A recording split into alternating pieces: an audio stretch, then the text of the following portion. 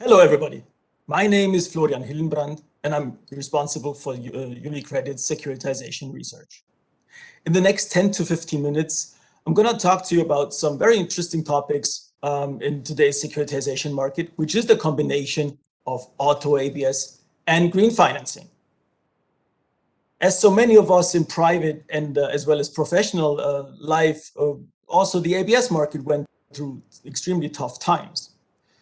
During the COVID crisis, the funding role, however, and the regulatory role this product plays has confirmed its importance, as well as the speedy recovery in auto ABS helped to confirm this product as the gold standard in securitization.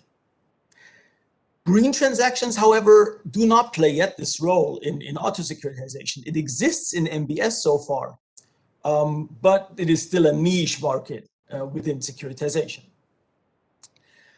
We think, however, that due to regulatory reasons as well as market dynamics, auto ABS will emerge as the flagship green market going forward. The missing link is the ability of sufficiently large portfolios in green lending. When we take a look back at how auto ABS performed during the crisis, we experienced in March a significant plunge in secondary market spreads, deterioration of the market quality, securitization tranches yielded extremely wide. Primary market was closed for a short period of time. However, as I already indicated, the recovery was quite impressive as well. So the primary market opened up again 2 months later, and just a few 4 to 8 months later, depending on the market, the secondary market spreads came back to levels that we observed before the Corona crisis. Well, right now, at the most recent transactions, we can state that the market is an enormously healthy situation, and the spreads that we observe in primary markets are as low as we have seen the last time before the subprime crisis, so very long ago. So what is up to come in the market? First of all, there's an update of the EU securitization regulation that is going to keep us busy. Plus, very important, managing technological change. We're switching from combustion to electric, and this is a technological challenge, but it's also a financial challenge. Therefore, we have to develop ESG formats. When we take a look at how securitization, green securitization, looks like in comparison to other markets, we must admit that there is still significant room for improvement. Non-financial corporates, government-backed entities, sovereigns, financial corporations, they are all quite active in green financing, not so the ABS market. Why is that? We're talking about asset-based funding. So implementing something green, another aspect in the transaction, it requires much more documentary change, and these challenges have not yet been overcome. Plus, as we're going to see later, there's still a lack of loans that can be securitized. So the future of green auto ABS, to us, however, does not lie in the MBS market. The MBS market has been quite active. There have been some transactions we've seen from the Netherlands, a standard issuance program that is coming very regular.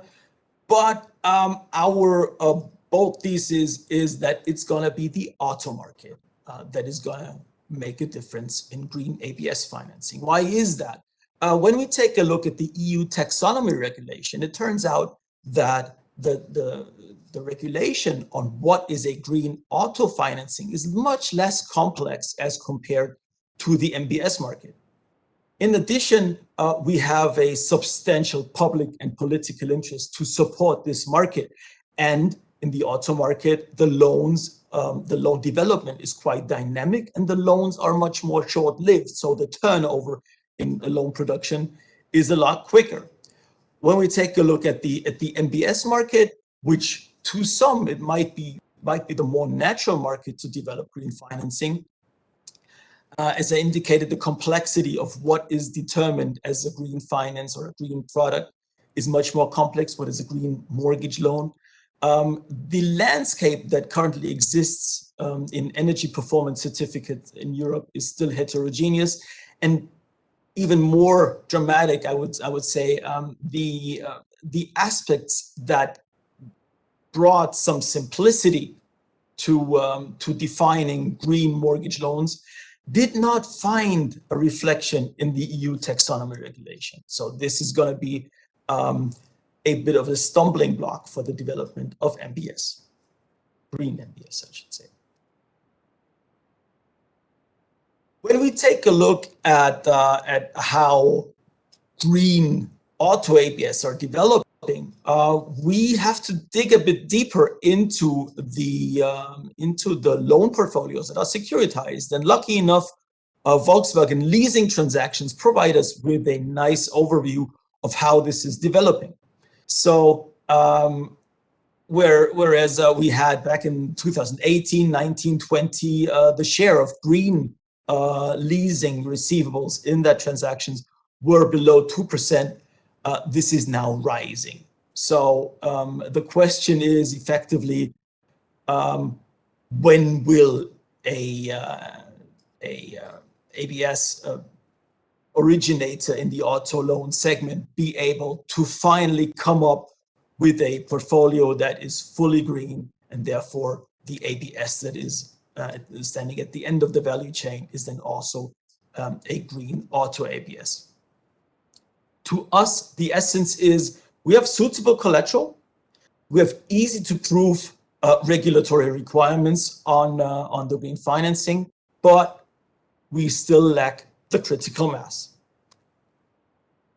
So the question is, well, we lack the critical mass, and but when are we going to see the first transactions? When will the originators be able to reach that amounts that are needed? Well, in our sector flash that we published a few weeks ago, we took a look at 4 flagship issuers in the German market, which is BMW with the Bavarian Sky transactions, Volkswagen with the driver and VCL transactions, Daimler and Ford with their captive transactions.